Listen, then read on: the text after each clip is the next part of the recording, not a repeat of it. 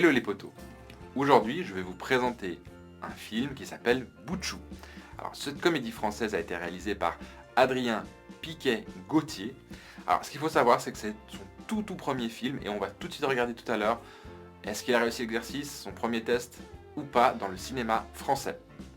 Les acteurs, alors là vous avez vraiment du lourd pour ce film, parce que tout d'abord on a Carole Bouquet qui joue le rôle de Paula. Alors Carole Bouquet, pour peut-être les plus jeunes d'entre vous, ne la connaîtront peut-être pas, mais c'est quand même une actrice qui a une longue filmographie derrière elle. Elle a fait du théâtre, vraiment elle a fait beaucoup de choses, parmi lesquelles il y a le film Trop belle pour toi, et elle a aussi été la protagoniste de la mini-série La Menthe. Deuxième acteur, là c'est vraiment... on arrive dans les stratosphères du cinéma français, c'est Gérard Darmon qui joue le rôle de Roberto. Alors Gérard Darmon, lui, il est je pense, dans énormément de films cultes, en tout cas dans les comédies français, parmi lesquels La Cité de la Peur, le film des nuls, c'est un classique pour ceux qui n'ont pas vu, regardez-le. Et encore un autre classique aussi, Astérix et Obélix, Mission Cléopâtre. Vraiment deux films à regarder, peu importe l'âge que vous ayez, c'est vraiment des classiques du cinéma français. Troisième acteur, et c'est une actrice cette fois-ci, c'est Clémentine Célarié qui joue le rôle de Odile. Alors pour les plus jeunes, je ne pense pas que vous connaîtrez Clémentine Célarié. Les plus âgés d'entre nous, on la connaît déjà un peu plus, puisqu'elle a tourné aux côtés de Marianne Chazelle et Christian Clavier dans La Vengeance d'une blonde. Et elle a aussi tourné dans le film 37.2 le matin, aux côtés de la sulfureuse Béatrice Dalle et de Jean-Luc Anglade. Dernier acteur, celui-là il vous parlera un peu plus, moi je l'adore, c'est Pascal Nzonzi. Alors lui il fait le rôle de Raoul et on l'a vu notamment aux côtés de Christian Clavier et Chantal Lobby dans Qu'est-ce qu'on a fait au bon Dieu, et sa deuxième partie bien évidemment. Et on l'a vu dans le film pour moi raté, Les Visiteurs, la Révolution. Voilà, je vous ai présenté les 4 acteurs parce que vraiment les 4 c'est la base, c'est le pilier de ce film-là. Je vous explique un petit peu le départ. Virginie et Paul ont leur tout premier bébé. Évidemment, les grands-parents, qui sont donc Paula, Raoul, Odile et Roberto, vont tout faire pour être le plus proche possible de leur petit-fils. Et puis, va s'engager une guerre entre les deux grands-parents, puisque donc Virginie et Paul ont décidé de déménager pour trouver une autre vie pour leur petit garçon. Et puis, ils ne savent pas s'y rester sur Paris ou s'y aller dans le sud. Et évidemment, les parents de Virginie, donc Odile et Raoul, vivent dans le sud, et les deux autres parents, Roberto et Paula, vivent à Paris. Donc ils vont commencer un petit peu à se faire la guéguerre pour garder leur petit-fils auprès d'eux. Voilà, en gros c'est un petit peu l'idée de base, le concept de base du film. Alors, on va parler un petit peu des acteurs. Je vais pas faire long, je vais pas essayer de décortiquer, analyser chaque jeu d'acteur, parce qu'encore une fois, que ce soit Carole Bouquet, Pascal Nzonzi, Gérard Darmon, Clémentine Célarié, c'est des acteurs, des comédiens qui sont dans la comédie française depuis des années. Ils sont très bons, ils ont de l'expérience, ils connaissent la comédie française. C'est pas un nouvel exercice pour eux, donc voilà, ils sont excellents tous, très attachants, ils ont chacun leur personnalité, ils en font presque une caricature sans trop non plus exagérer, partir sur du cartoon.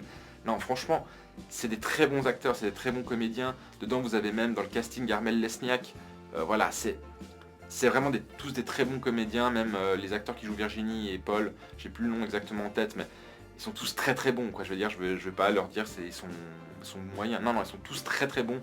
Et du coup, leur interprétation passe très bien. Il y a une très bonne direction des acteurs, il y a une très bonne interprétation de chacun d'entre eux. Donc à ce niveau-là, il n'y a rien à dire.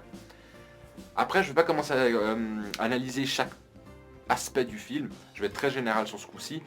C'est-à-dire que le film se passe principalement sur Paris, avec quelques petites scènes sur Bayonne. Voilà, c'est un décor normal, on va dire, il n'y a rien d'extraordinaire et tout. Après, le scénario, c'est ça qui est le plus intéressant. Je trouve que c'est un thème déjà abordé. Voilà, le côté, les grands-parents qui se font la guéguerre pour avoir le petit-fils auprès d'eux. On a déjà vu ça dans plusieurs films américains, plusieurs films français. Donc voilà, c'est pas un thème abordé qui nous émotionne, qui nous impressionne, ou qu'on a l'impression de voir du nouveau. C'est classique, voilà, c'est classique. Les vannes, les blagues, les chutes, les sketchs, tout ça, toutes les parties drôles, on va dire, sont vraiment... C'est pas fait pour non plus, voilà, vous tapez le cul par terre et vous explosez de rire, vous tordre de douleur tellement vous riez. C'est plutôt un film où eh ben, vous êtes plutôt en train de sourire, voilà, ça, c'est agréable à regarder, ça joue bien, voilà, ça passe le temps, c'est, voilà, vous souriez, mais vous, à aucun moment, vous allez vous éclater le cul par terre tellement c'est drôle. Non, c'est vraiment une espèce de comédie un peu familiale, qui n'essaie pas d'en faire trop, sauf à un moment, je vous en parlerai juste après, qui n'essaie pas non plus d'en faire des caisses, et puis qui n'a pas la prétention de vous faire dire, ah, c'est la comédie de l'année. Non, c'est un truc assez classique, voilà. Là où je veux en venir justement, là je reviens dessus, à un moment donné, je pense qu'Adrien Piquet-Gauthier, donc le réalisateur, il est parti sur... En fait, une partie où à un moment donné, il y a une espèce de... où justement les grands-parents se font des crasses les uns des autres, et il part très loin. En fait, il part trop loin. Alors j'ai un peu l'impression qu'il a essayé de faire, bon maintenant je vais essayer avec quelques scènes, vraiment que le public se torde le ventre, voilà, qu'ils soient morts de rire, qu'ils en puissent plus. Mais non, ça ne marche pas. Je trouve que justement c'était plus sympa au début du film, quand c'est juste léger, voilà, c'est des petites crasses que se font les grands-parents, qu'on pourrait limite dire réalistes. Là, à un moment donné, il part dans un truc où il veut vraiment nous faire rire. Il fait faire aux grands-parents des crasses que aucun grand-parent ne ferait à quiconque pour garder son petit-fils auprès de lui. C'est abusé, quoi. C'est comme si je vous disais, ouais, bah, je sais pas, renverser euh, comment dire, la mère de mon beau-fils pour qu'elle puisse pas avoir le petit. Ça va trop loin. Après, c'est pas non plus exagéré, mais ça va quand même trop loin. Ça reste, on sort du réalisme, et puis tout à coup, pouf, on reprend une petite comédie normale, classique, réaliste. Donc voilà, je sais pas ce qu'il a voulu faire, je sais pas s'il a voulu nous faire vraiment nous forcer à rire, je sais pas s'il a voulu taper un autre public peut-être, qui ait un autre humour, je sais pas. Je trouve qu'il aurait dû rester plus constant, faire un truc classique, c'était très bien comme ça. Voilà, après, honnêtement, la BO, voilà, il n'y a pas grand chose à dire. C'est une BO, encore une fois, très banale, très classique. C'est marrant, il y a de petites comptines à la moment, bah, évidemment pour que ça fasse très enfantin. Comptines un peu remise au goût du jour, mais voilà, il n'y a pas de quoi exploser, de dire, wow, la BO de ouf. C'est une BO basique. Donc voilà, je ne vais pas vous en dire plus sur ce film, parce que c'est vraiment très classique. J'ai pas grand chose à dire, c'est mal fait ou c'est bien fait, c'est vraiment classique. Alors le bilan, est-ce que je vous conseille d'aller voir le film? Franchement, c'est vraiment le genre de film qu'on va voir, genre mercredi après-midi, il pleut, vous travaillez pas, bah vous allez voir le film pour passer le temps. Il n'y a rien au cinéma de ouf, ou alors des trucs de ouf vous avez déjà vu. Puis à ce film-là, vous dites, bah tiens, j'ai quand même envie de voir un film, je veux voir ça, et ça passe. Voilà, c'est un film que je regarderai pas une deuxième fois, mais j'avoue que j'ai passé quand même un moment agréable. Voilà, c'est pas le truc où je me suis dit, ah c'est le bon film, mais c'était un bon moment. Après, la question, est-ce que Adrien Piquet-Gauthier a réussi son exercice? Oui, il est resté ultra classique, c'est pas trop mouillé non plus, il a pas essayé de partir dans tous les sens, il a fait un truc classique, très académique. Donc oui, je pense qu'il a quand même bien réussi son boulot, quoi. Donc voilà, je vous ai dit tout ce que je voulais dire à propos du film, j'espère que vous avez aimé la critique, peu importe si elle était courte, je pense que je vous ai vraiment dit l'essentiel. Si vous avez aimé la critique, ben, n'hésitez pas, vous vous abonnez à ma chaîne, n'oubliez pas de mettre le petit pouce bleu sur la vidéo, ça fait toujours du bien. Et, petite chose que j'oubliais, la petite cloche de notification pour être au courant de mes prochaines vidéos. Si vous avez vu le film, vous pouvez aussi mettre un petit commentaire et ce sera avec un énorme plaisir que je vous répondrai à vos questions ou à vos commentaires. On va passer maintenant à la partie spoil en 4 points. Pour ceux qui veulent pas, je vous dis déjà bye bye et les autres, bah, je vous retrouve après l'alerte.